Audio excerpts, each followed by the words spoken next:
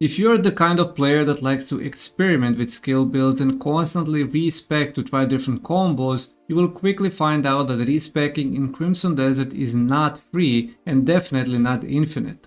As I was experimenting myself, I made a very bad skill build that I didn't like, but then realized I'm out of respec. After checking on the internet, I found out that there's an item needed to respec, but no actual information on how to easily obtain it. So in this video I will show you 4 different ways that I have found so far to get the respec item. You probably already know that to level up your skills you need Abyss artifact, which can be obtained through various ways. What you probably don't know is that across all 3 playable characters they all use the same amount of Abyss artifacts, meaning that if you spend 50 Abyss artifacts into Cliff, you will have 0 available for other 2 characters. But if you respec, you reset all the skills you had on Cliff. The item needed for respecing is called Faded Abyss Artifact, and it isn't as easy to get as normal Abyss artifacts. The first way to get at least one is by completing chapter 1 of main story quest. There is a chance more of them will be given out as a reward for completing main story, but I only got to chapter 9 as of making this video, so I'm not 100% sure. The second way, which is more straightforward and common, is by completing Sealed Abyss artifact challenges. These challenges become active after you pick up these Sealed Abyss artifacts that can be found anywhere in the world. To look for them while exploring, just use your Blinding Flash skill and look for Shining Light somewhere in the open world. After you pick them up, they get stored in your inventory right here and they stay there until you complete the challenge. After you complete the challenge, you need to manually go into the inventory and use them to claim the rewards. To check which of the active challenges you already have also give out Faded Abyss artifact, go into your journal and click on challenges. Then simply hover over each to see the rewards on the right side of your screen. If you want to solely focus on farming these Faded Abyss artifacts, there are many guides online that show exactly which challenges give them, the location to pick up the sealed artifact, and how to complete the challenge. The third best way is just simply buying it from this witch shop. The witch sells 3 Faded Abyss artifacts and 1 Abyss artifact.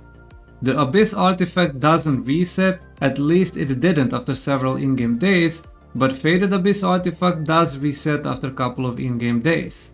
They are very cheap to buy, so this would be your best and easiest way to obtain them. There are other witch NPCs around the world, so they also likely sell them, but I haven't got that far yet, so I can't tell with 100% certainty.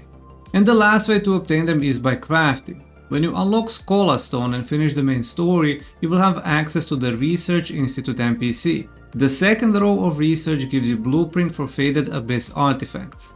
The first row research you can start right away, but the second row research you will need to expand your knowledge.